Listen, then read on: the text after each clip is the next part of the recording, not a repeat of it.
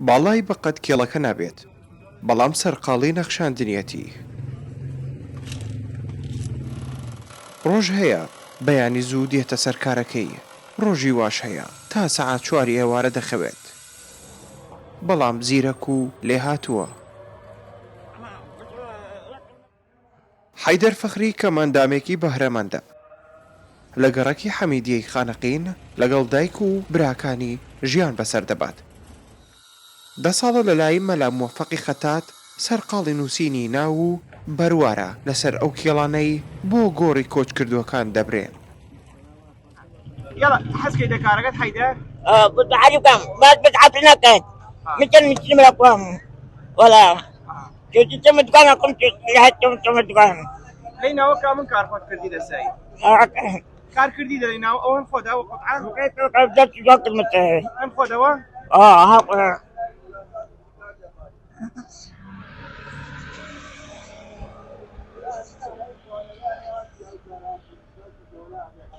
ها او كار خدوانيا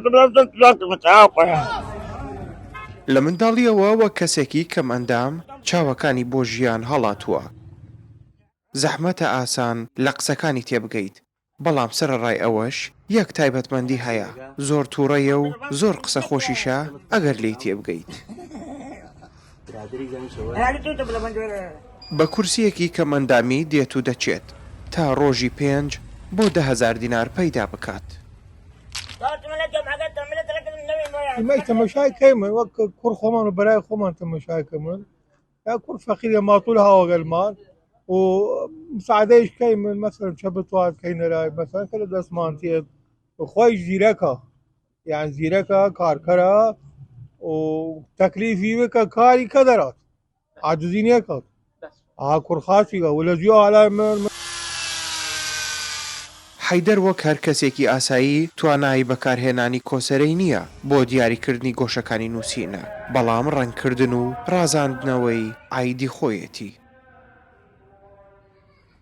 وا تەمەنی دەگات بە 43 ساڵە، توانای جوڵە و هەناسەدان و قسەکردن و بیستنی وەک پێویست نییە، بەڵام لێهاتوویی و دەستڕەنگینیەکەی هەموو ئەوانەی شاردووەتەوە.